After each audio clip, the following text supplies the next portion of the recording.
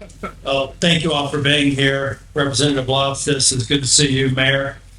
Thank you for your leadership and service. And for all of you who live and work in this area, I want to thank you for getting me home because I live about 25 minutes from here. I also want to let any of you know if you ever go to an event that I'm at and you think for some reason you need to wear a suit, you never do in North Carolina. And half the time that's true in Washington, D.C.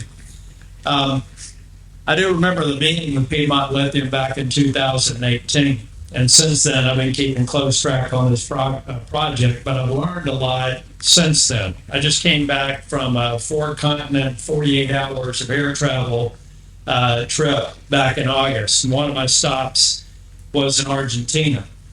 Argentina has a lot of promise for lithium production.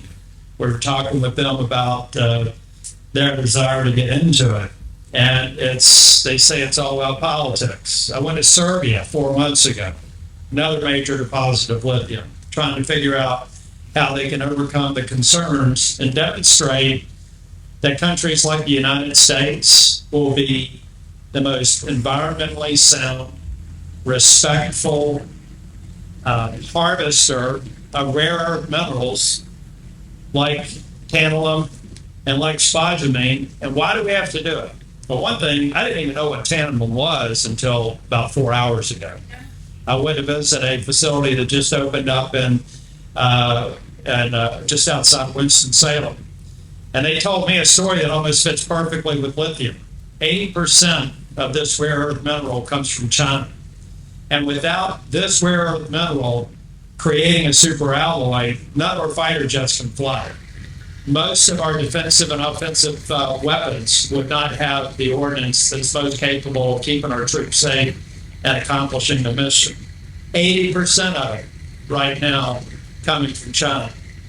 Same is true for lithium.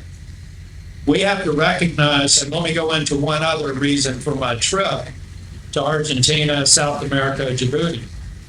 The Chinese have a stated strategy of being the world's economic and military superpower by 2050. And they don't intend to do that through a great war.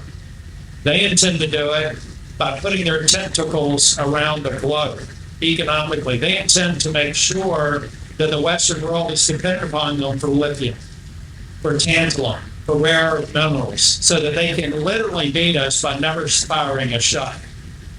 And how on earth can we sit here knowing that we have the ability to be independent, that we have the technology and the stewardships to do it environmentally sound?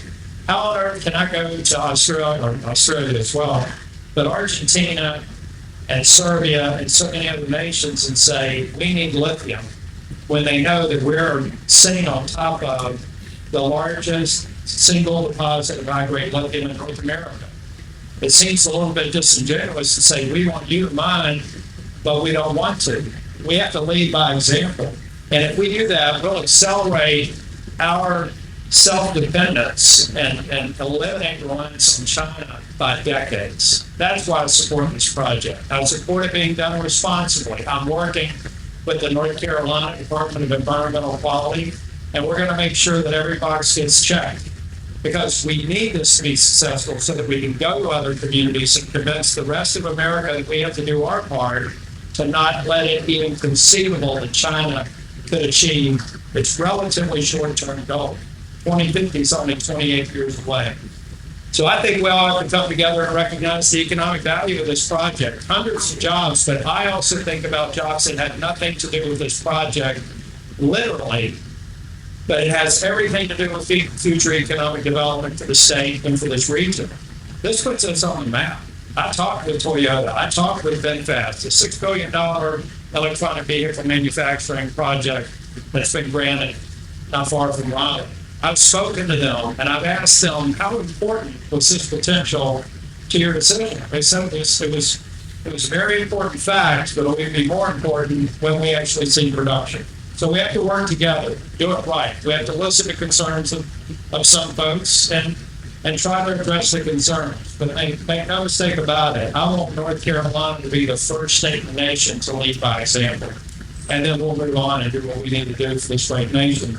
and for great companies like Piedmont Lithium that are doing their part and taking the risks that they were taking, because it is significant. So thank you all for being here. Mayor, thank you for your leadership, Donnie, and thanks again to Piedmont Lithium.